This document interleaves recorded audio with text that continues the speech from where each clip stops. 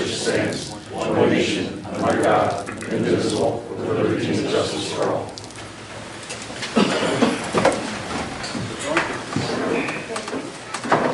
This meeting is called pursuant to the Open Public Meetings Law. This meeting of June 4th, 2018, was sent to the Burlington County Times and currently closed on May 23rd, 2015.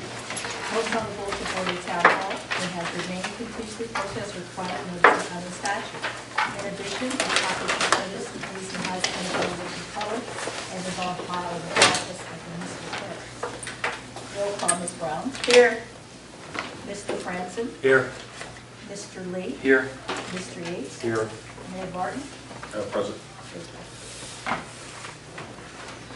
don't see it in the agenda, this one, but we do have a bill list. Yes, usually the order is slightly changed. So, does everybody in public have the bills? Yes. Okay.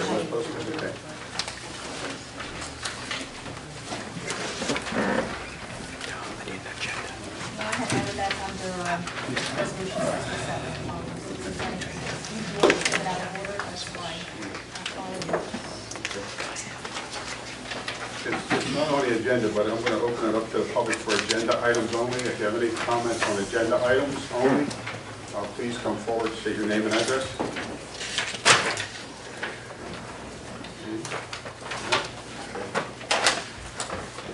We'll close that portion and motion to pay the bills. So moved. Second. Okay. Ms. Brown, Deputy Mayor Lee. Roll call. Thank you, Ms. Brown. Yes. Mr. Franzen. Yes. Mr. Lee. Yes. Mr. Yates. Yes. Mayor Barton. Yes.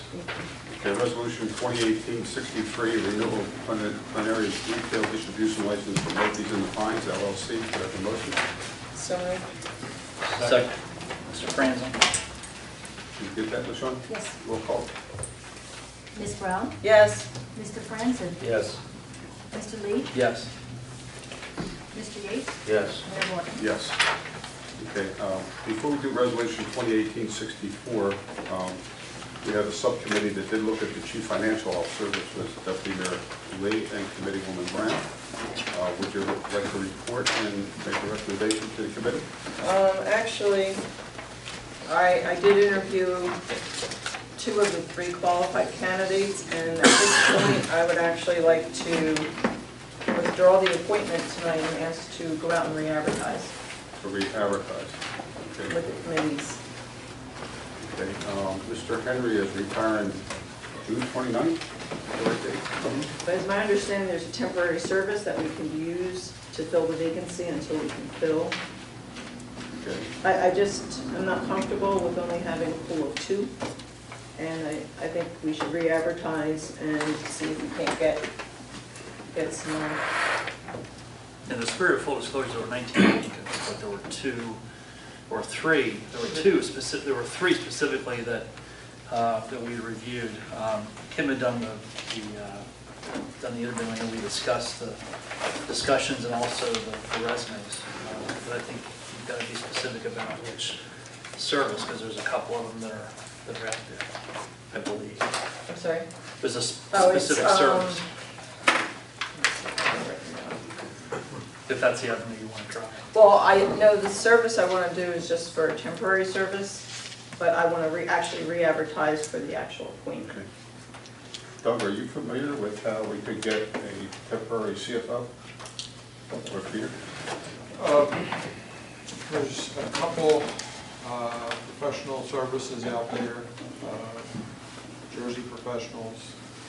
There's another professional service in Lumberton that may have a CFO that will be available on a temporary basis.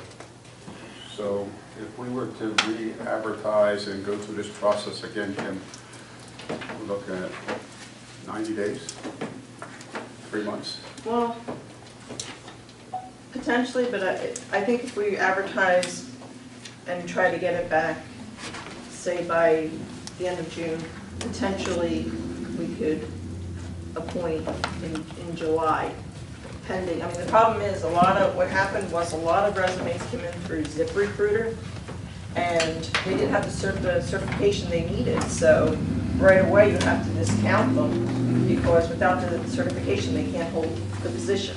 Okay. So, And, like I said, I called everybody, the three that were qualified, and one didn't even give us a valid phone number, so it was impossible to get a hold of that applicant. Peter, legally, how would we handle that, point A? Well, the statute, we start off with the premise that the statute requires every township to have a certified financial officer. The statute doesn't elaborate other than indicate that you have to have one. It also provides a vehicle for fines and other punitive measures by the local government board should a committee or local governing body or other entity required not have one, okay? Obviously, the local finance board is going to recognize that if you're actively pursuing in light of a retirement, they're going to give you some time to do that. So understanding that the statute, number one, does require it, doesn't provide anything else. If you were moving forward and had those duties undertaken by a qualified officer on a temporary basis while you pursue the permanent position, doesn't run contrary to the statute, and likely the local finance board would be cooperative to the extent that you were in good faith seeking a permanent replacement. Would it be proper for this board by a majority or to direct the administrator to secure the services, or do we have to do it by resolution? How do we? Well, that would depend on the amount of money in the contract. It would have to be treated like any other contract. I would think, because it's not the appointment of a professional, it's getting the service, you know. So if it was on a per diem, or if it wasn't a commitment beyond the purchasing act requirements, then that would be fine. And you could have your administrator enter into that contract. If it exceeded those requirements, it would have to be publicly bid. So I would think that your administrator would have to explore with professional management services, or what they call New Jersey professional management, and determine, you know, as long as their commitment is on a per diem or weekly basis, and that those individual series of contracts doesn't exceed the statutory limit for public bidding, then I think that would be fine. Okay. How does that sound, Kim? Yeah, I think that's the best bet, because once we appoint someone, that's a 4-year appointment. 4 years, yeah. And then once they get appointed, it's their tenure. So you want to make sure you have the right fit and the right person in the job, rather than just. Okay. So Sean, could you just poll everyone on the committee, and the question is, we want to direct our administrator, Doug Kramer, to secure a third-party service for a temporary CFO until such time we could re-advertise, go out to bid, evaluate those bids, interview, and have a resolution to appoint a permanent CFO to a 4-year position. Is that accurate? Yeah, and you're looking at, I mean, Terry vacates his job, I believe, July 1st is his first day he would not be working. So, you know, it could be a matter of just 30 days that we need the services for. Okay. So Sean, could you do a poll, everyone, please? Yes, thank you. Ms. Brown? Yes. Mr. Franson? Sure. Mr. Lee? Yes. Mr. Yates? Yes. Mayor Gordon? Yes. Thank You clear, Doug? Yeah. Do you have any questions? I'm not sure I can secure somebody for 30, maybe 60 days. Okay. And again, what your process is going to be, 60 days may be a more realistic time for Yeah, them. it may be 60, 90, depending on the applicants. 90 would give us, you think you can find an applicant in 90 days? Well, I think we'd be, other than, did we advertise with the league also? you. Yes. Yes. Or better at. Because it's very sad what we got. Tax collectors, church, GFOA, from the New Jersey League of Municipalities, Municipal Clerks Association, Tabernacle County Times. Treasurers Association.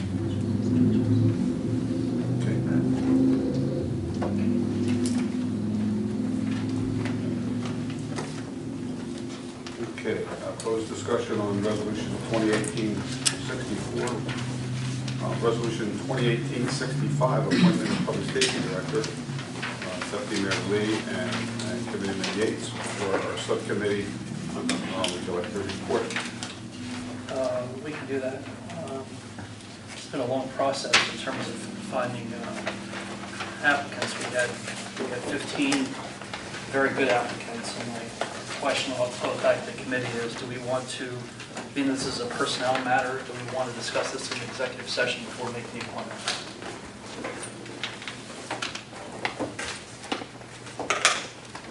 And Pete, I believe we have the ability to be able to do that. Well, what exactly would you want to be discussing, the pool of candidates and their job qualifications and that kind of thing? Specifically the pool of candidates, because I did not ask the candidates if they were comfortable with having their names released publicly. Yeah, I'm not sure that that qualifies as an exemption to the Open Public Meetings Act. If you're going to discuss a particular employee, terms and conditions, or a contract negotiation, if it is in the context of discussing an offer and contract negotiation with them, then I would imagine that you could go into executive session and discuss the proposed terms and conditions of the contract and you know, that employment contract. But you're not actually giving them a contract, you're appointing them to the position, right? That's correct. To the extent that you're negotiating a salary or so forth, that could be discussed in executive session. Okay, but not until we make the appointment. Well, you're not going to make the appointment, I would imagine, until you're comfortable that there's been an offer and acceptance of those terms and that salary. If the candidate pool has already indicated a willingness to accept the existing salary, then there is really no negotiation. To the extent that there's a negotiation, you can go into executive session and discuss that, the terms and conditions of their employment, pursuant to the fact that it's a negotiation you're conducting with them, and you want to get a consensus among the opinion as to what to offer them, then that's certainly something you can do in executive session. Okay. With that being said, Arriving at the particular candidate, though, given that there's no contract that's being offered, I think is a subject for public meeting. okay, that's not a problem. At this point, we can make a recommendation in terms of the position. Do you have any comments you want to add before we make a recommendation? No, indeed, other than all the applicants were very, very good. I mean, 5 of them really stood out to me. I mean, there's 5 resumes that were very impressive. There's one gentleman, that Stephen, I believe we're giving the name tonight, correct?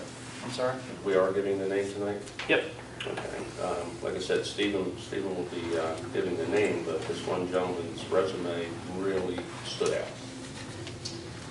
And he's someone who has a fresh set of eyes, which I think we need. I'll go ahead and make a motion to appoint Arch Liston as the Public Safety Director. A second? I'll second it. Discussion? Would you mind just highlighting a little bit? Absolutely. That'd be great. Arch comes to us, he is actually a Southampton resident.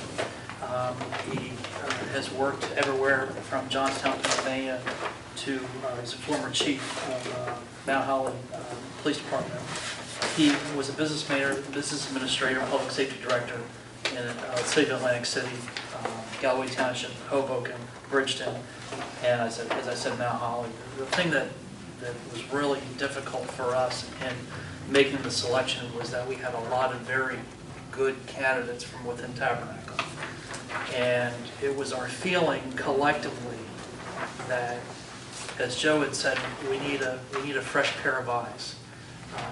There are some very qualified individuals that we are not selected, and it's my hope and it's my expectation that they be part of the process as the new director moves forward with recommendations for where to go from here, because I think it's very, very important to capitalize on that knowledge. We have some very dedicated individuals that do some very difficult work, and it's my firm belief, our firm belief, that Arch is the type of person who can kind of get us led down a new path. We have spent a lot of time on this committee going back multiple years with various issues that have to do with emergency services across the board. And it's my feeling that Arch has the ability to be able to look at where we've been, where we're going, and where we should go, And to have his resume come in front of us clearly stood out. And I was very, very pleased to have the opportunity to be able to sit down and to talk with him and hear about his experiences. And at the same time, it was very uplifting to hear the discussions from some folks that are from here within the township.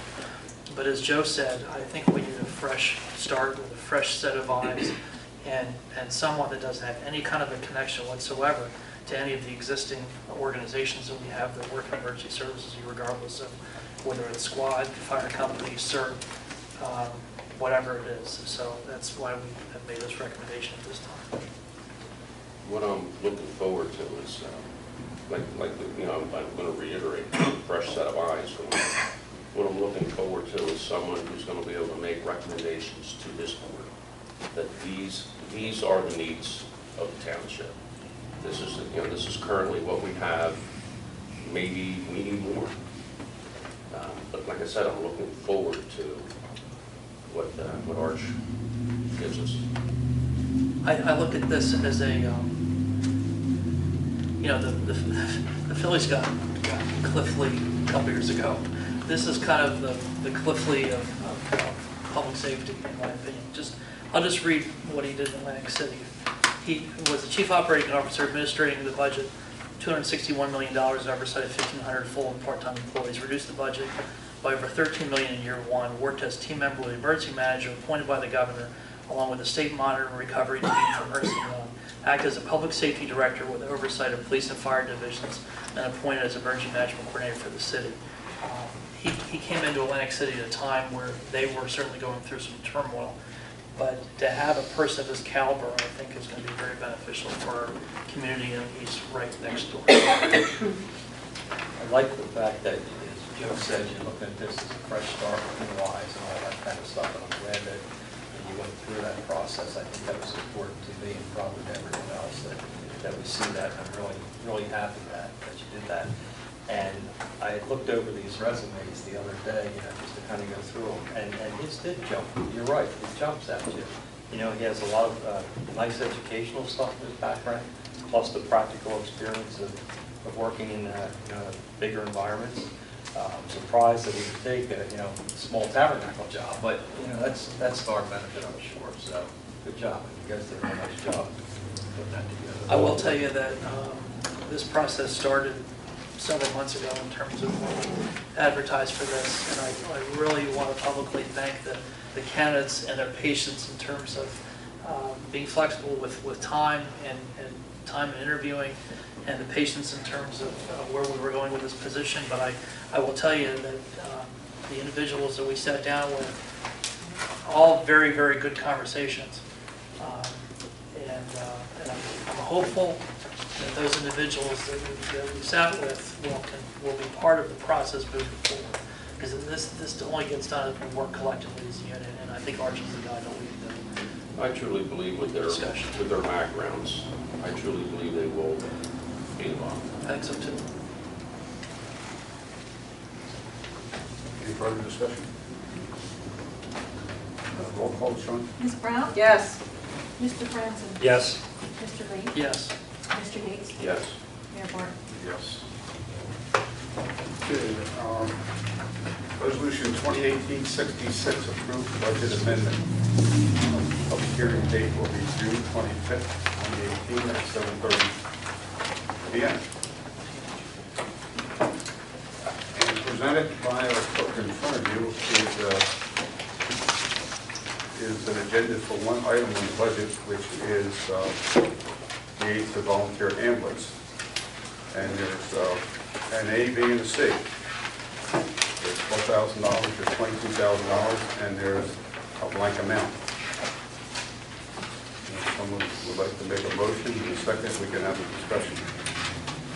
Well, I'd like to move for the 22, because it's not the 30 that was discussed at the prior meeting, and it's not the 12 that appeared, and then the 22 is closer to approximately what we encountered as last year's amount. So I would like to put the 22 out there. I'll second that. Discussion? Well, I would really just say the same thing that Kim did. I mean, originally I think we were looking at 30. And, 22 is obviously less than 30, but I think it's a number that hopefully will work. I don't want to see things go lower than that because I think this whole concept of in kind instead of cash is still uncertain. I don't think we know any of the details on how that would work, and I'm a little hesitant to take a whack at that, which is probably what we have to do if we want a much lower amount. So I would be very supportive of the $22,000 number. Thanks, Fred. Anyone else?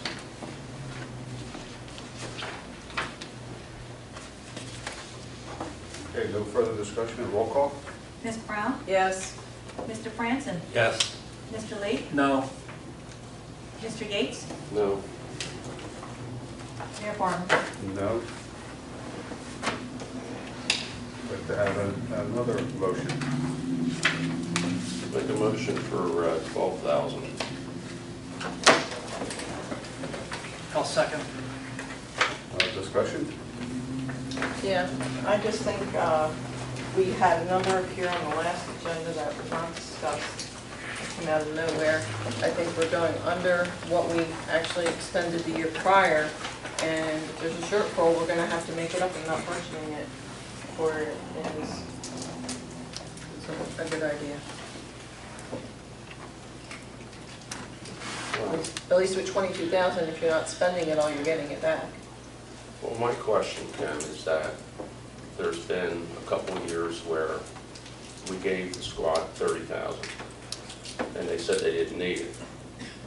Well, if they didn't need it, where's that money? Is that money banked? So wouldn't this offset it? I don't necessarily go with the banking kind of thing, because we work year to year. I'm sure they work year to year. No, but I'm just saying. And I understand there's times, yeah, there was a surplus for them and they used it for whatever whether it was supplies or whatever the case may be. But we're talking about the year that we're in this year, and at the end of the year, if there is a higher charge outstanding, we're still gonna have to pay it. See, I totally disagree. Because what I'm saying by banking is if you don't need it, you don't need it. Why didn't you give it back? If you truly didn't need it. Well, when we started down this road, and correct me if I'm wrong, there was a plan in place that we were going to go over a period of 2 years to see where they ended up and what they actually needed. And we were giving them that money. And it wasn't, we're giving you that money, if you don't need it, give it back, or if you don't need it, save it for the future. It was to help them establish the billing program to get to where they are, so they would be self-sufficient and to the point where it's only the balance going on. That's where we were when we started down this road. And we've gone from there to here now. And, you know, I still say at the end of the day, if they come back and they say it's $20,000, we're still going to have to make up the $8,000 that we did not budget for because of the law. I think that's a bridge we'll have to cross if it's necessary. Joe, I see your point. You know, the years that we did give them 70,000, and I don't know what their surplus is, if they carry any surplus year after year, because I haven't seen those numbers. We now have a public safety director who has authority over all public safety in Tabernacle Township, and hopefully that person will look at the numbers and guide us in the future, and will understand the financials of not just the EMS, but the fire company and the Office of Emergency Management. And, you know, the public safety directors, you know, my vision for them is to look at the finances of all those organizations, look at their policies, their procedures, the staff, the resources, the equipment, the buildings, the grounds, and make recommendations to this board how best to deliver emergency services in Tabernacle Township that is financially sound and delivers the needed services. I suspect there is surplus, but I don't know. But I agree with you that if they ran a surplus in the years that we gave them money and it was more given than what they needed to balance bill, then those funds should have been carried forward. And if they've done that, they have more than enough money to complete the balance billing for this year. Just my opinion, but I haven't seen those books, and hopefully the public safety director will get those books and we will see what they are. And if there is a surplus that was carried over in each year that we gave them more than they used to balance bill, then I would think it'd be fair to say that those funds could be used to balance bill into years future. And I think that's the point you're making. Yes, it is. And it's a question that I've had in my mind for quite some time. And now that we do have a public safety director, later in this meeting, I'm going to ask the committee to direct him to do some of the things that we've been talking about so we can find out how best to deliver emergency services in this township.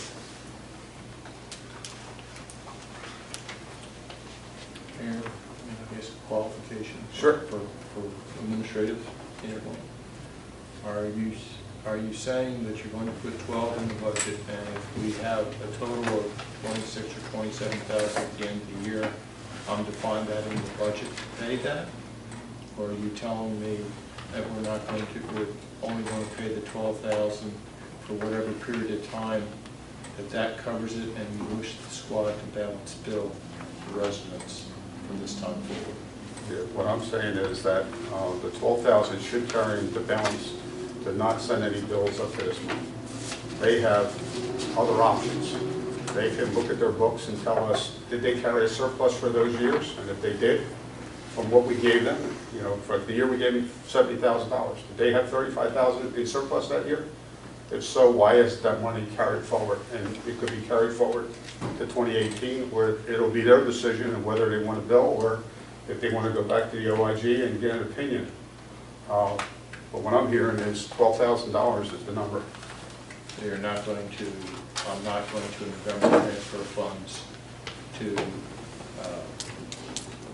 pay the bill when it shows up. That's probably something you can determine once Arch Liston goes through the process and maybe makes a recommendation to the committee along with discussion with the rescue squad and make a determination at that point. You can then do a budget transfer if you had to. At the end of the day, we need to do that.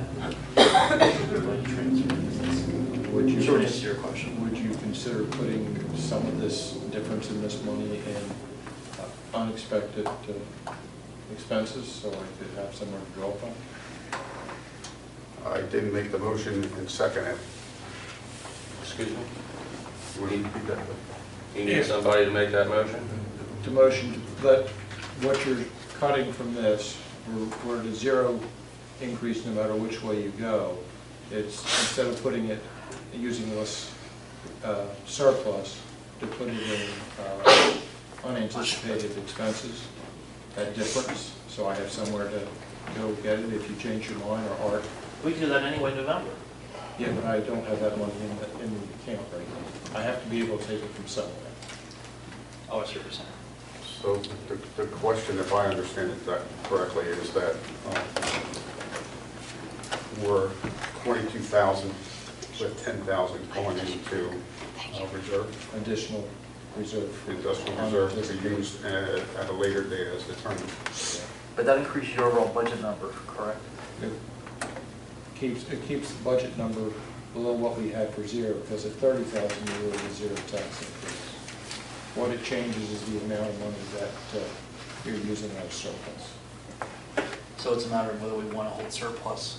The question you've got to answer is whether or not you want to take surplus money and put it in a contingency fund for, if in the event, we pay the, the thing about it, you want to put money away for a lot of moving parts that may or may not stop. That's the question that you're asking. Well, there's a couple questions there. One is if we don't do what Doug's recommending, where do we find that money? If you have to pay it. If we have to pay it. So I would be in agreement to put the money in unexpected. So you want to amend your motion, Joe, to $22,000, $12,000 for balance bill year-to-date, and $10,000 to go into reserve to be determined at a later date? Correct. Is that accurate?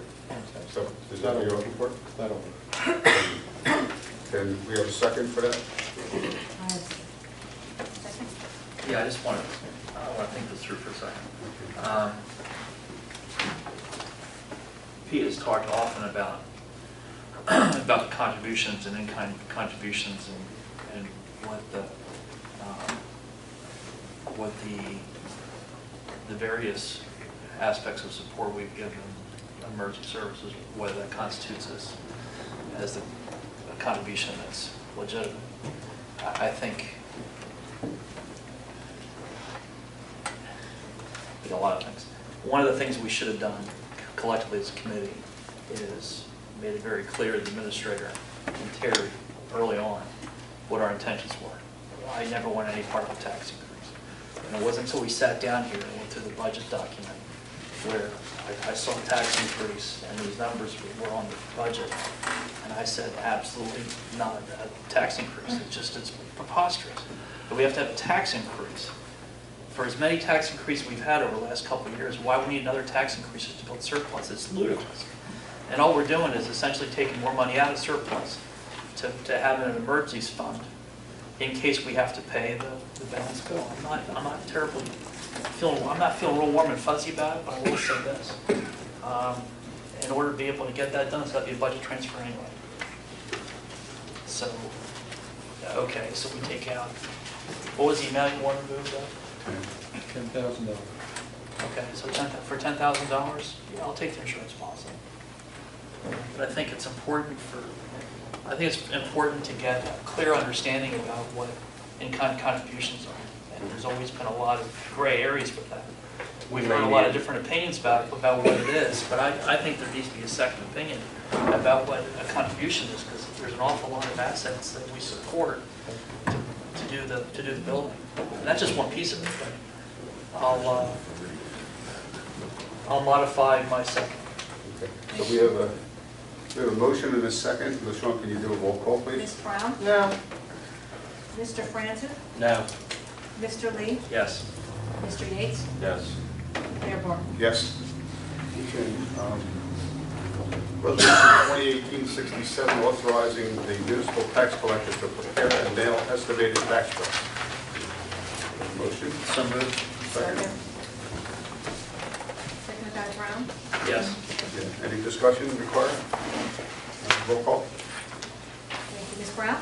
Yes. Mr. Francis? Yes. Mr. Lee? Yes. Mr. Yates? Yes. Mayor Barton? Yes.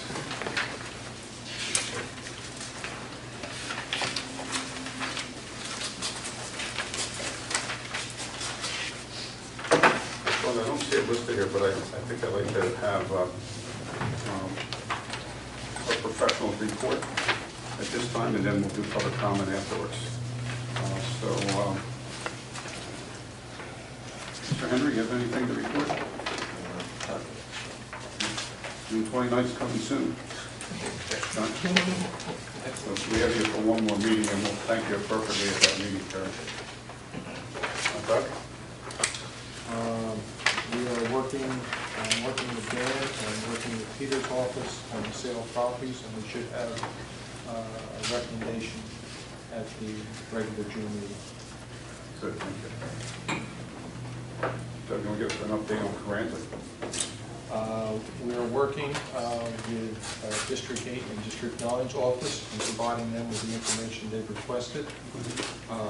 And there were some numbers they needed that Dan's putting together for them to have them tomorrow and the next day. Yeah, I saw that email today, good. So thanks for staying on top of that. And as an open item, we had, and maybe this is Peter's, an encroachment on the right of way here. Do you want to handle that part? Do you have anything else, Seth? No. That's it. On Eric's Causeway Road. I think it's an executive session. Yeah, no, this is for this is the one. Oh, Tucker Road. Tucker Road, yeah. I don't think we ever resolved that. How we're going to handle that? No, we have not. I thought, I just don't recall, but my recollection was that we were going to reach out to Shimon Okay. and see what their side of the story is there. Mhm. Okay. Do you want me to do that? Yeah, would you? Yeah.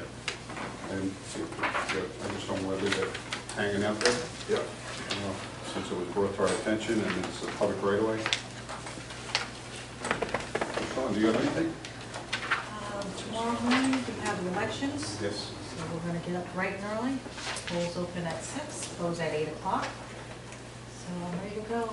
And you'll be here the whole Rock and time? roll, all day. Yes. Long day for you. That's, by the way, for the public's information, this meeting was at 6:30 rather than 7:30, so our clerk, who has to get up probably at 4 o'clock tomorrow morning, to be at the polling places tomorrow morning to open them and be there to close it and close everything with the county, which means she probably won't get home till late hours. At least we can get her home in a reasonable time today, and hopefully you can get some rest, Sean. Okay. Mr. Guzzi's not here. Committee dates? Nothing to report. Middle Francis. Pass. Committeewoman Brown. Jeff Lawson. Deputy Mayor Lee. Thanks to Kim for seeing through the CFO selection process. I have my hands full, we had our hands full with the public safety director interviews and whatnot, so thanks to her for putting that together and having the vision to kind of come up with another plan in terms of finding the right person for that. Also, I was sorry to miss Memorial Day Parade, but I understand it went off without a hitch, and thanks to the folks that helped put that together. Joe and I met with Doug and the liaison committee for the school board from 5:30 to 6:30 this evening. As most know, Sequoia is no longer, the Lenape Regional Board pulled out of that building roughly a month or so ago, maybe even longer than that officially. And we were talking about needs within the township, so we had some good discussion. We're going to go on a field trip at some point in July and go see what the building looks like. Not sure if we can fit our needs or not from the township's perspective, but at the very least we're having some discussions about that. So it was a good discussion at the gazebo, which is infested with carpenter pieces. That's another story itself. That's all I have, Mayor. Thank you. Thank you very much. The only thing I had, which, now that we have a public safety director, we want to engage them and move forward. And some of the things I stated earlier. And since our ordinance indicates that the public safety director reports to this committee, which means that not one of us gives that person direction. It has to be a majority of this committee. And with our chief executive officer, Mr. Kramer. So, Peter, I would ask you, explain to us how best to interface with the public safety director so that we can communicate our needs in a timely manner without, one of the 5 of us or 2 of us when that person reports to all of us. And how do we best facilitate that? And should we do that in public meetings, have them at the public meetings and give them directions in public? But can you give us the legal perspective of where we stand with the ordinance that we created and how it really should be? Okay. Well, the principal issue to recognize is that although the ordinance indicates that the public safety director is a direct report, under your form of government, all of the executive power is delegated to your administrator.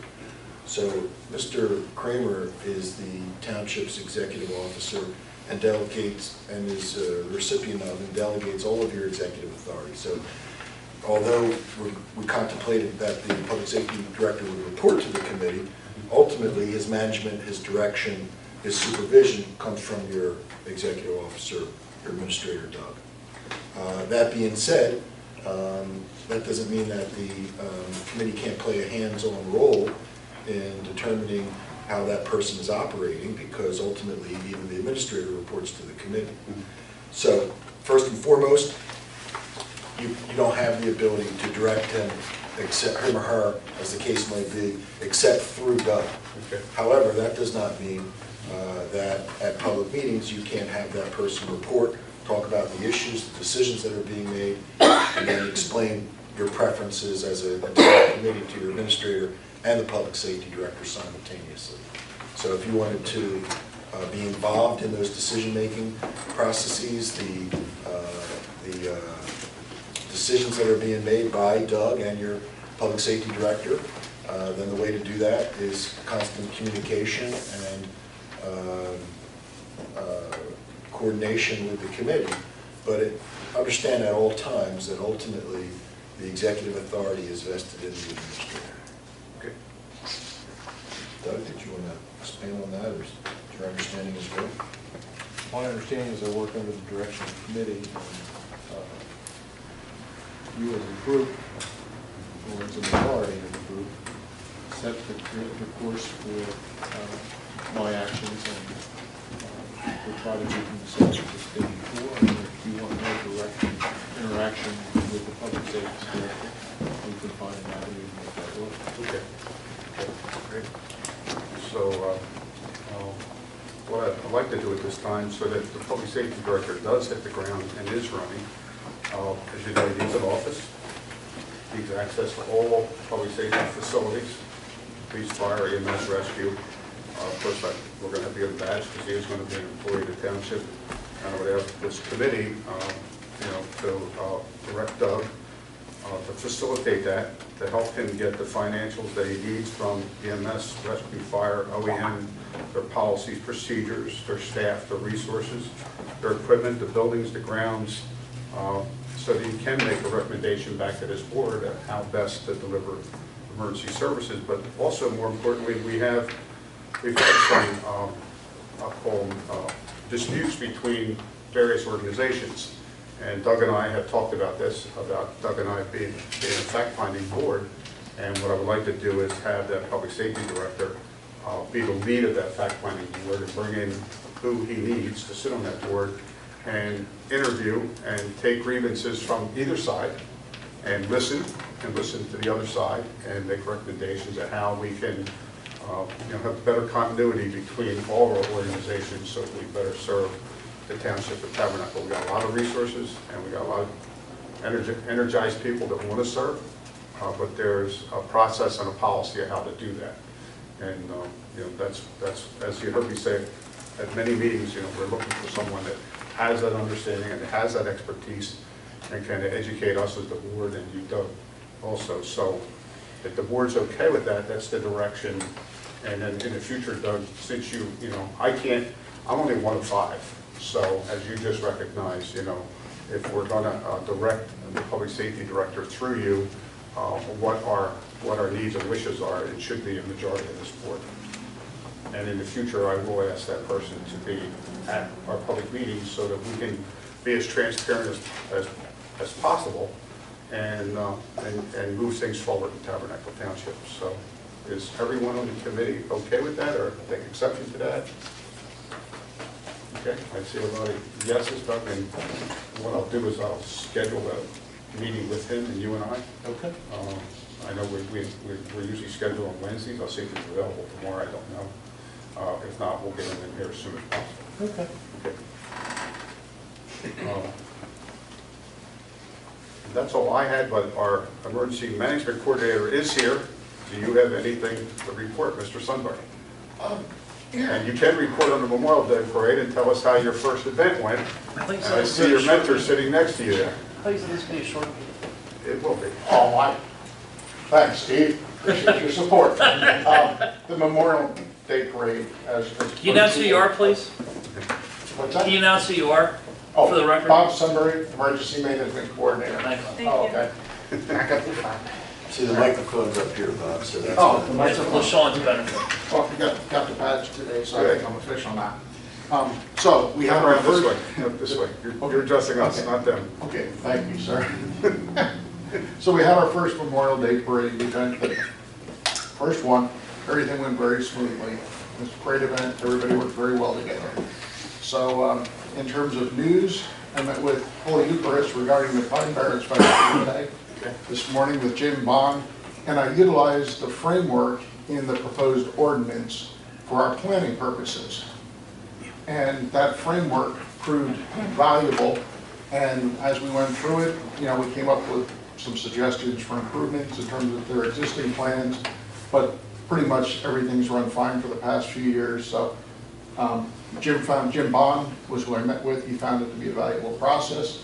So I'm all for that resolution. It works. Great. So that's good news. And just to update the committee, The tower bases for the 2 towers that are being installed over the emergency services building have been poured and are in the process of curing.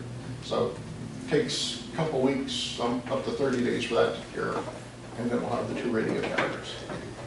So, Thank you for your report. Congratulations on your first, what's your doctrine called, incident command report. And Colonel Lowe, I know you've been mentoring him. We thank you for that. And we had a very successful event. I want to thank Mark Lemire, Chair of our Recreation Committee, for putting the parade together, and our guest speaker, General Rocco Negris, who's a retired Major General from the United States Army, who actually was the commanding officer at Fort Dix. He's getting up there in age. And also I want to thank our parade marshals, which took a little coaxing to get him because he's a very humble guy, which was George Horner. For those of you who don't know George, he's a lifetime resident of Tabernacle. He lives up on Brace Road. He lives in the house he was born in. Went to Tabernacle schools, went to high school, graduated, was drafted in the Army, and he served in Vietnam in the Central Highlands District. And fortunately, God bless, he came home safe.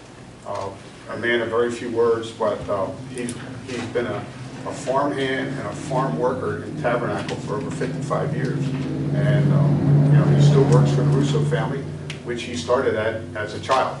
And he's worked on probably every farm in this called Township area. So thanks to George for being our parade marshal. I also sent a letter to the commander for the state police, thanking him for the 2 officers who he provided.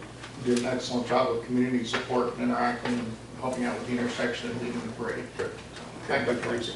Okay, now we're going to open it up to the public portion. Anyone from the public would like to? Yeah, Kim. I just happened to think of something that I forgot to mention.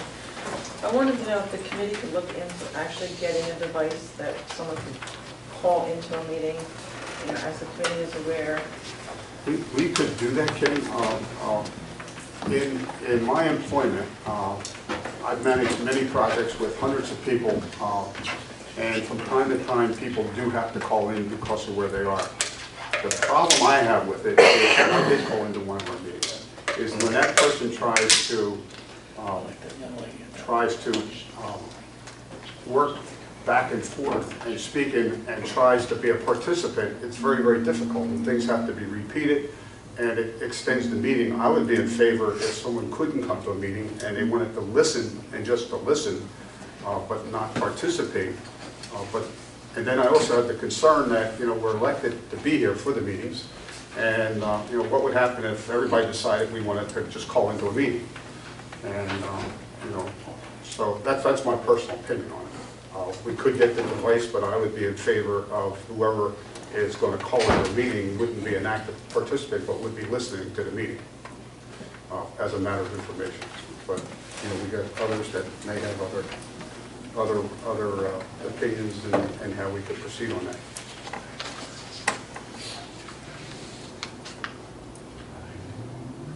Anyone else? I found Mrs. Brooks' tape to be actually very informative. I mean, I'm not crazy about the bald spot on my head when I see it on video, but I think it's actually effective. I'm sorry. And also, Sean has provided, she's got this quarter also. It's just not the same as being here or listening live. That's just my opinion. Well, in that case, there's something I'd like to read. I'm sorry? I'd like to read something then. Sure. Since you're kind of not in support of me being able to participate. I wanted to explain to the residents of Tabernacle exactly why I've missed so many meetings over the course of the last 2 years. My husband of 35 years, come the end of this month, was diagnosed with ALS and, as you may know, Lou Gehrig's disease. The typical lifespan is 2 to 5 years. His symptoms began in April of 2016. Our fear was that he had MS, although now that would have been a blessing. The disease is not only devastating to the individual, but also to the family. ALS literally steals your life from you. My husband is completely disabled and has been for the last 2 years. To understand the extent of his disability and rapidness of the onset is mind-boggling. Just months before his diagnosis, we were vacationing, walking through sandy beaches, etc. By the end of that year, my husband had literally lost the ability to walk without a walker, and assistance. On Christmas Eve of that year, he fell and broke his ankle, and that was the beginning of his major decline. Within a matter of weeks, he lost his ability to use his hands and was now completely dependent on a wheelchair to get around, and a person to feed, bathe, and help him relieve himself. The problem with this disease is that the individual loses all motor functions of their body, however, their mind remains completely sharp and intact. Before deciding to run for re-election, Steve and I had a discussion on whether I should run or not. It was his encouragement to me that helped me make the decision to run. We knew there would be some challenges, but at that time he was still able to speak and could be left home alone for short periods. Last fall, I was able to obtain an approval for a new drug, the first drug that has been approved by the FDA in more than 20 years to treat this disease. Although it is not a cure, no cure exists, this drug was shown to slow the progression of his disease by 30%. This drug, Radicava, is given by infusion at home in cycles. These infusions are given by his caretaker, me.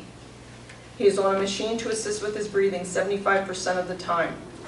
My husband no longer has the ability to speak or use bathroom facilities. His meals need to be pureed and fed to him. And imagine having to itch your nose. He can't even lift his hand to scratch it. Going to the bathroom is a monumental task that could take hours to complete. My husband has no way to call for help if he's left home alone, and therefore is never left home alone by himself. My children are grown, and half of them have families of their own, and I am usually alone due to my one son's work schedule and my youngest son still attending college. So there really isn't anyone else to care for my husband in the evenings. We are fortunate to have a home health aide for Steve during the day so I can continue to work. My reason for addressing this issue isn't to gain sympathy, but to inform the public who may not be aware of the situation. However, everyone sitting up here with me has known of this situation since the beginning of my husband's disease. This has been a horrible journey for us.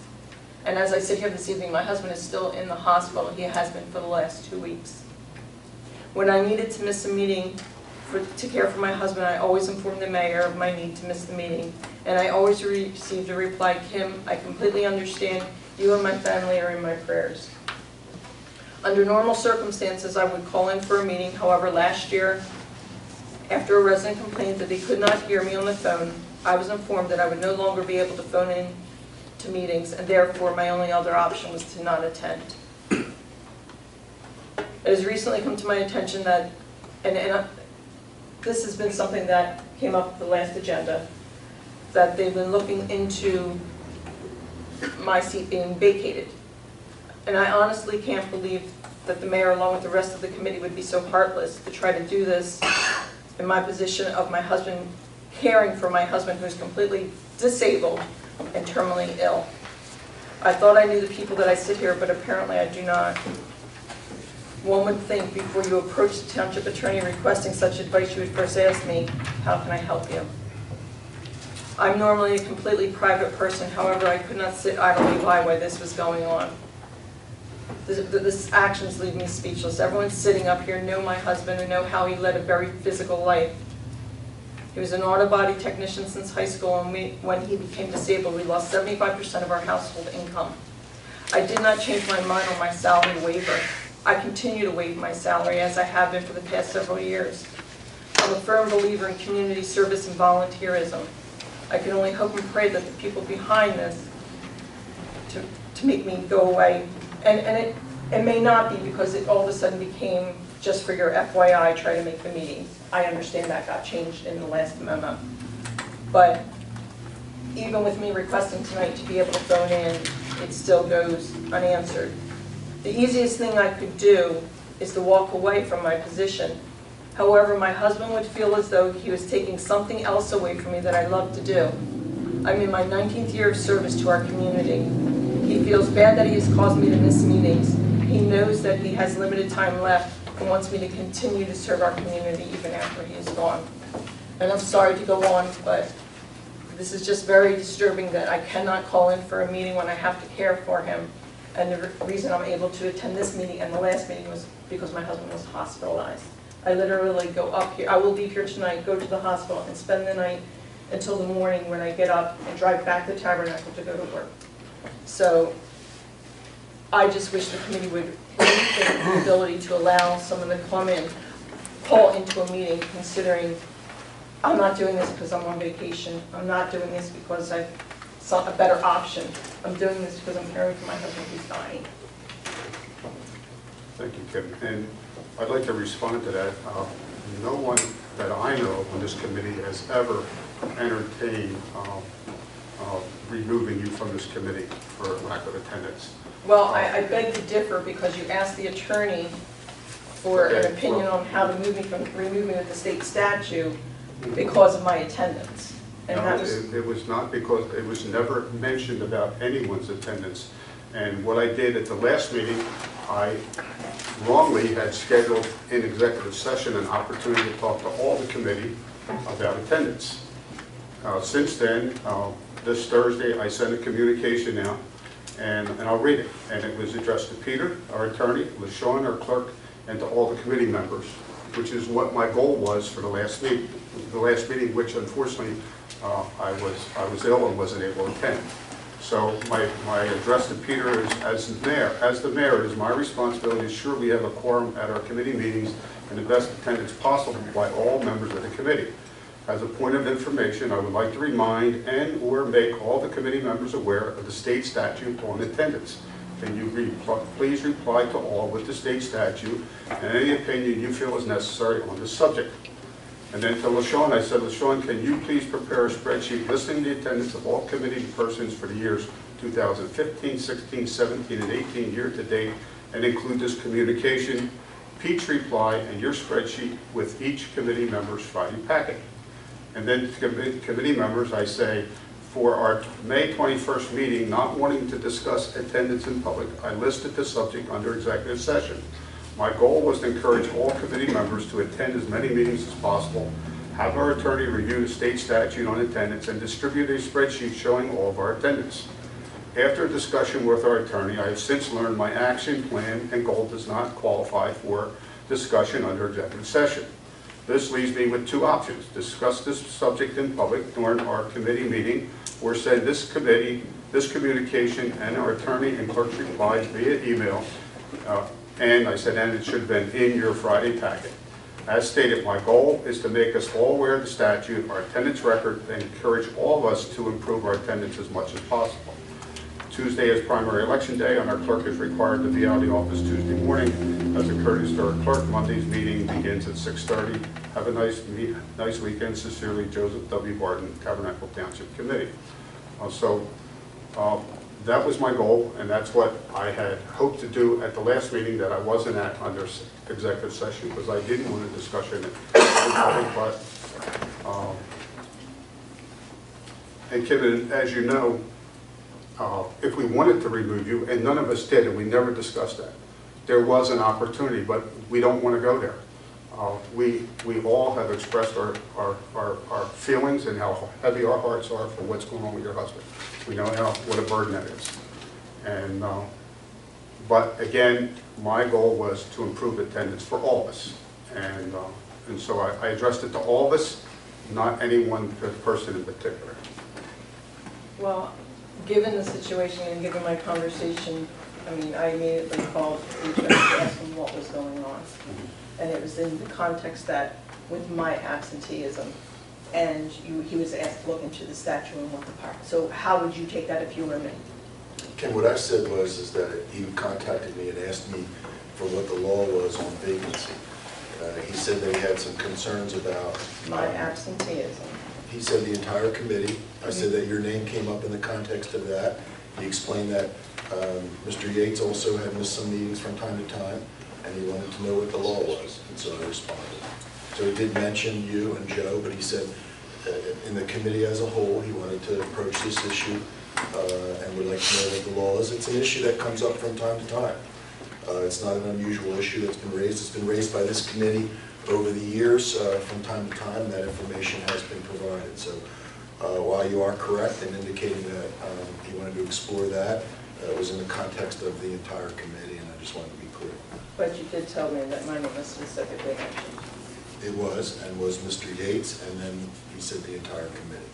But he certainly, Mr. Barton certainly never indicated that there was any inclination on his part at all to take any action other than to explore what was the law and how could they improve attendance. And I had suggested that electronic is an option, but it does have its limitations. I understand. If I was a prisoner, if I was in jail, I could attend court without even being there, but I can't attend a meeting. The committee makes up its own rules in that regard. I will say that in the modern age, we're seeing more and more of that electronic attendance. I think it's the way of the future. It certainly does have its limitations as technology improves. I'm sure its use will expand. Quite frankly, I can envision a day where, majority of the committee attends electronically, maybe decades in the future. Right now, there are certainly limitations, and it is important to make sure that everyone can hear that person who may be attending electronically, and that that person can hear everybody, including the audience. And so that would have to be assured. And that was why I going forward. had requested the ability for us to look into getting a device such as that. I think, again, I'm going to support Kim with the electronic stuff. I understand the mayor doesn't want to do that, and I understand why. But I think even with the limitations, sometimes we don't have the opportunity to get here, but we have the opportunity to participate electronically, and I think we're interested enough to do that. We want to play our roles and do what we're supposed to do, and not be in touch with this. And I wish we had three of us who did want to go forth and get this equipment. So what are we actually talking about? We're talking about having video conferencing so we can just stay home and run meetings? I mean, what are we really getting at? I'm a little disappointed in how this conversation's going. And frankly, I'm not quite sure what we're really talking about. Are we talking about attendance? Are we talking about electronic devices for meetings? Are we talking about vacation? I mean, I'm perplexed and shocked that we're even having this discussion to begin with. But what are we talking about? I mean, we have nothing in front of us that talks about electronic devices. Is there a proposal? Is there a proposal I haven't seen? Are we looking at equipment? What do we want? What are we trying to accomplish here, guys? We were actually looking into equipment not that long ago after it came up that we were having problems with it, and had instructed the administrator to look, and I don't even know what happened after that. I don't know if the committee changed their mind or what, but, I mean, things come up for people from time to time. Unfortunately, I'm in a really bad situation at the moment, and I would like to participate in the meetings. I do my best to get the recordings, I listen to the recordings, I compare them to the minutes, but that's the extent of what I can do without being able to call in for a meeting.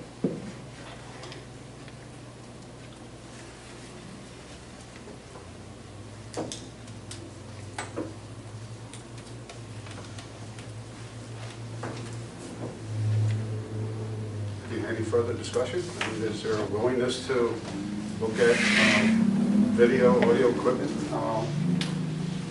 for that purpose? Is that where the committee would want to go? I'm not interested in buying any video equipment until we get the budget passed. The fact that we're having a budget discussion, we've got a third auditor here, and the last month and a half to pass the budget is just embarrassing. So I'm not voting for anything that has to do with buying equipment until we get a budget passed, folks. That's just me. I don't want a tax increase. I'm not doing anything until we get a budget passed. As far as I'm concerned, we go through the agenda and finish it up, and we'll see in 2 weeks. Okay, public portion. Anyone from the public like to speak? I'm not saying I don't ever want to do it. What I'm saying is we got to get a budget passed. That's going to be our focus right now. Public portion, we're open it to the public. Anyone from the public like to speak on Mr. Brooks? Thank you, Stuart Brooks, Moore's Meadow Road. At the last meeting, Fran asked Mr. Lang to explain an invoice entry that said SSA Court. And the explanation offered was the invoice speaks for itself, and that any further explanation would be dangerously close to attorney-client privilege. I disagreed then, and I want to explain more fully now, especially since there's a full board. First, the ordinance doesn't speak for itself, with all due respect. It's It's built around an unexplained acronym SSA. And court, which court? Woodland, Bass River, Medford Lakes? Could be anything. Fran asked if SSA meant shared services agreement, which is a logical inference. And if court meant Woodland, which is also a logical inference. But that wasn't the invoice speaking for itself, that was Fran making an inference. And even at that inference, you neither confirmed nor denied, so it still remains a mystery. And as to being dangerously close to attorney-client privilege, it's not close at all. The purpose of an attorney-client privilege is to encourage clients to be able to speak fully and unguardedly with their attorney so they can get the proper advice. This wasn't advice, it was an invoice. It's billing for work done. There's no privilege information in them, and there shouldn't be privilege information in an invoice. If the entry SSA court is the shared service agreement with Woodland, well, you've already adopted that agreement. Woodland's adopted that agreement. Newspapers report that Deputy Mayor Lee went to Woodland's meeting and spoke in favor of the amendment, or rather the agreement. So if there was any privilege there, it's been waived lots of times. But there's a larger problem here, and with all due respect here, I'm not accusing you of bad behavior, but the larger problem is that Mr. Lang's invoices don't conform to the state controller's basic guidelines, and you as a committee allow, and have allowed this to happen for years, even though your administrator has signed a certification that says that you're in compliance with them. The controller's recommendation makes about 8 or 9 recommendations. Among others, they require a matter name, like Woodland Township Shared Services Agreement, and a detailed description of the services that are provided or the task performed and the amount of time spent on each task. And it specifically says vague, incomplete, or non-descriptive entries should not be accepted. And that's common sense. There are a few examples, there are lots of examples from Mr. Lang's April 19 invoice which illustrate how these fall short. There's the one general SSA court, which we've been talking about. But here's another, and there's a half a dozen of them. Sure, what's the date for that SSA court? SSA court, 3/29/2018, the invoice date is 4/19. I just want to make it clear, I attended a Woodland Township meeting well after that. Actually, it was about 3 weeks ago. So I completely disagree with you, frankly. I had discussed the shared service agreement publicly after our committee had voted for it, and so did Woodlands. Well, the fact that It was long after the invoice that you're referring to. So get your facts straight.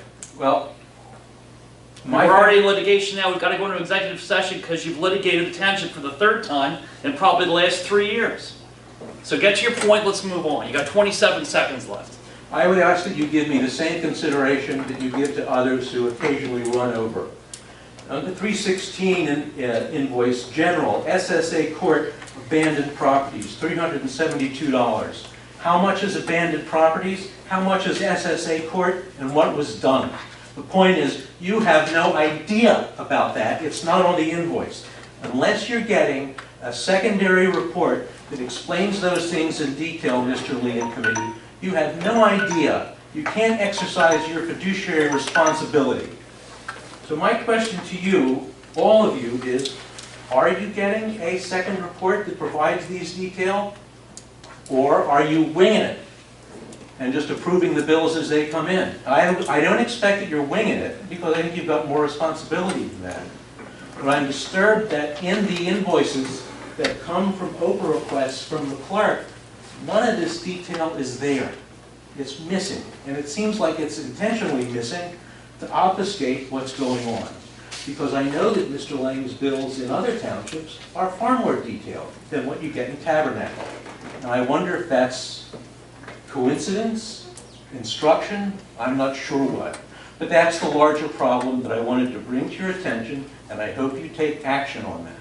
Thank you. Thank you, Mr. Brooks. Anyone else from the public? Mrs. Brooks.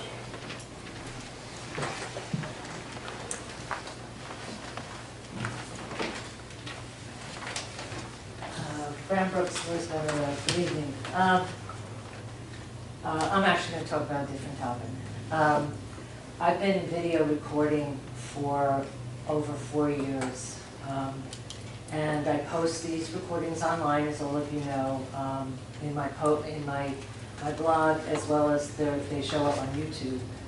I've learned over the time that I've been doing this that they've been very helpful to a lot of residents because they're able to plug in and watch the proceedings that took place at meetings. I know that they've been useful to Township Committee because even Deputy Mayor Lee referenced that tonight, and in some cases people have asked me for a copy of a video recording, and I've happily supplied it. And I really want to thank the committee for respecting my First Amendment rights. It's very important to me. As you all know, I set up my equipment in the back. I try to be in such a way as that I don't disturb the proceedings, and I don't interfere with any of the access. And I would say that over the 4 years that there have been almost no incidents with regard to the video recording. However, in the last few months, there have been 2 incidents that I want to review for you. The first was a resident who came into the meeting was already in process, stood in front, literally facing, and if you watch the video, you can see that he's facing the video. He must not have realized that the meeting was rolling, but it was rolling, and he blocked the recording. It was clearly intentional what this person did, and I did speak with Mr. Barton, Mayor Barton, about it shortly thereafter. This was clearly a violation of my First Amendment right, but I let that one go, and then I had a second occurrence at the last meeting on May 21st. What happened essentially was, and you were all very involved with discussing Mr. McDowell's drainage issue. So everyone was focused on that and didn't really know what was going on in the back of the room. But essentially what happened was that a TRS officer, Tabernacle Rescue Squad officer, cut between me, my video camera, and me, stepped on my stool, actually stepped over the poster board there, or easel, whatever it's technically called. Because of that person's position, the person had to separate me from my camera. The first thing I want to say I have 3 comments I want to make about this. One is that by separating me from my camera, that is a First Amendment violation, for sure. There should not be any interference between me and my camera. So that's number 1. The second problem, and if you would bear with me, I'll be very quick. The second problem is by doing what she was doing, because most people take the normal route. They just go in front of the camera, which is perfectly fine because it's a normal route. But this was not a normal route, and if an individual takes a normal route, it's safe and they can move from their position down the steps, which seems to be their intent. So it's very direct. But in this case, my third point is that by stepping, the TRS officer, the Tabernacle Rescue Squad officer, stepping between me and my camera, having to navigate over the stool that I use, and then having to get by the easel was actually dangerous and very aggressive. And I would suggest, now that you've hired a public safety director, and I'm not sure when that individual is going to start, what the starting date is for him, but I would hope that the committee and the public safety director would speak with the chief of the Tabernacle Rescue Squad and speak to him about the behavior of his officers, because this is a fairly serious event that occurred last week, and you can hear my surprise on the video recording. You were all intently listening to Mr. McDowell, although there were people in the back who turned, because you could see them turn on the camera, and at the point that I actually said, excuse me, because I was so shocked that somebody would actually do that, Mr. Lang himself also turned towards me. So there's evidence on the video recording of the event. There's sound from the video recording. So I would ask that you actually take this, and because it's a very aggressive action to have, for this person to have taken, and get together as a group and work with Chief Jackson to eliminate this bad behavior. Thank you. Mrs. Brooks, I wasn't here at that meeting, but Yes, right. like today, were there vacant seats? There were vacant seats here. Okay. The individual was standing back there where that person normally stands. Okay. There was just no reason to come between me and the camera. The person could have just walked around the camera, because I'm actually in the position where I was at the last meeting, Mayor, and could have just walked in front of the camera and walked down the steps. It would have been very easy. Okay. In the future, you know, I'll try to be more conscious of that, but if you do have an incident, if you would raise your hand and bring it to my attention, it will be addressed immediately, and those folks will be asked to sit down and not block your First Amendment rights to videotape the camera. I mean, clearly, we have the same audience comes here every month. Yeah. Other than if we have an agenda item that someone else is interested in. And everyone knows that you set up there's plenty of seats here, and there's really no reason for anyone to be blocking your view. So if you bring that to my attention, I'll be happy to address it and ask that party to sit down. Right. Well, it was the fact that this person actually went between me and the camera and had to step on the stool, step over the easel, and push me away from my camera. It was an aggressive move and shouldn't occur again, and I appreciate your input for it. Okay, thank you so much. Fran, just one question. Was there anybody else standing in front, walking in No. front at the same time? No. Okay. There was nothing. Okay. Yeah. And everybody was heavily involved in listening to Ian I about did his not drainage notice it. problem. I was listening So, to Ian. yeah, so I appreciate And that. we do Thank you. support, you know, any First Amendment right to record or videotape these meetings. But like Mrs. Brooks, you have to set up in a position where you're not interfering with the general public's flow in and out of the meeting, and you have a position that doesn't interfere with that. And everyone else needs to respect those rights and be seated. Okay, I appreciate that. Thank you You're so welcome. much. Anyone else from the public? Colonel Lowe.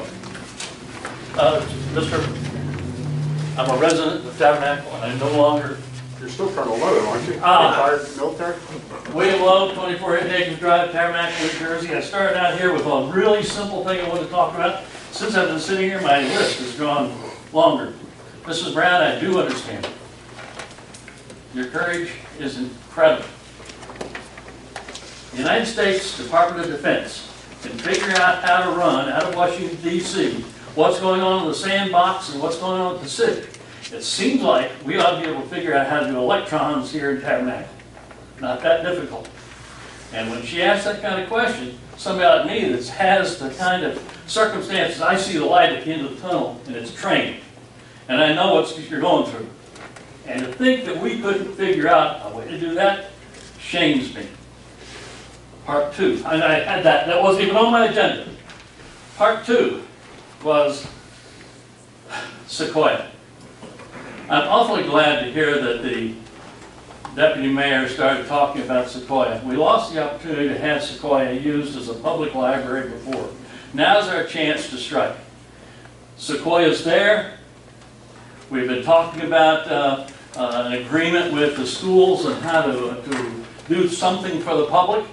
What better partnership thing than to figure out how to use Sequoia? In addition to that, you might look at that as something to be used as a community center as opposed to trying to keep rehabbing the old squat building.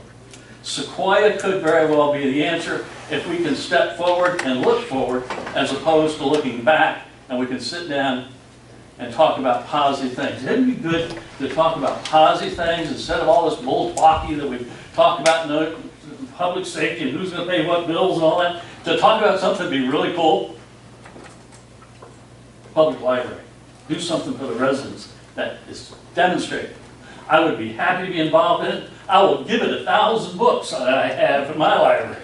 I don't care, but I think we need to do something. Thank you very much. Colonel, I participated in that liaison meeting with Deputy Mayor Lee this afternoon. And for those who are not aware, the governor and the Senate President are in a dispute as to school funding. And you know, the formulas that were published today Tabernacle School stands to lose close to $260,000 a year, which means it would have to be made up in the budget. Sounds like they could get rid of a building.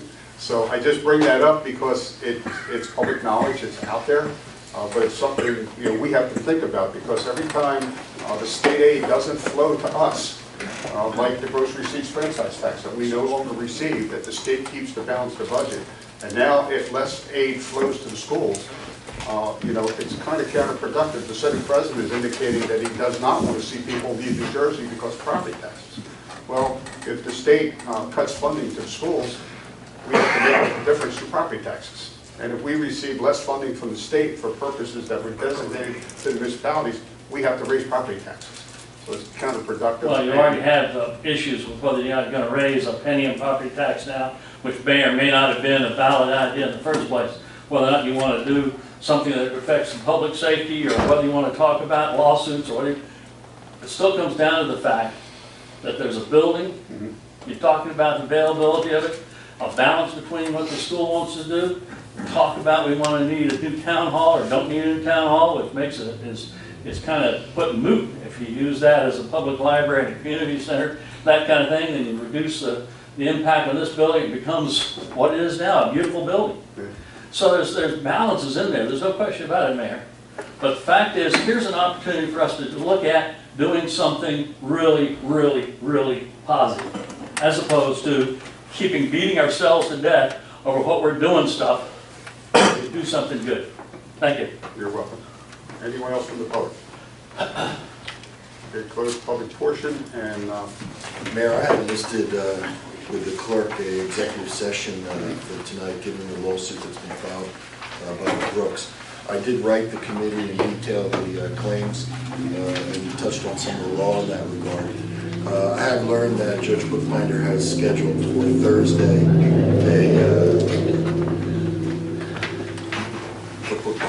Judge Bookbinder does. I don't want to call it a settlement conference or a management conference, but we do have a meeting scheduled with plaintiff's counsel on Thursday.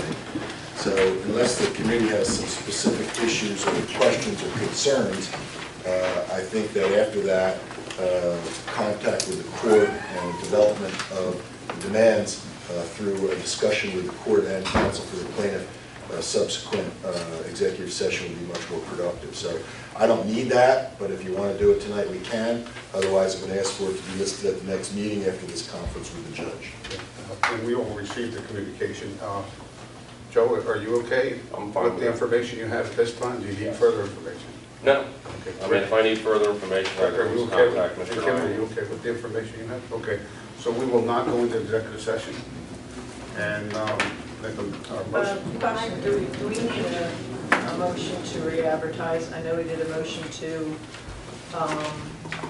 hire temporary services, but do we need a motion to re-advertise?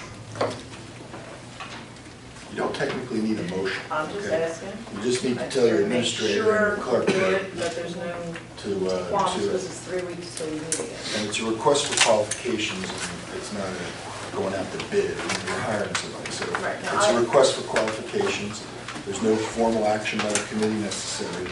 I'm sure that a tacit direction in that regard to be accepted by the administrator and the clerk, and you can move in that direction. I just want to make sure that we get together. So Doug, you got your direction from the whole committee? Yes. And you're clear? Yes. Okay. Public portion is closed, Mr. Brooks. I understand that there have been 2 errors made as to who filed suit. Both are wrong. For the record, as Mr. Lang knows, and as Deputy Mayor Lee knows, I did not file suit. The suit was not by the Brookses. So, just make it clear. Thank you. A motion to adjourn? All in favor?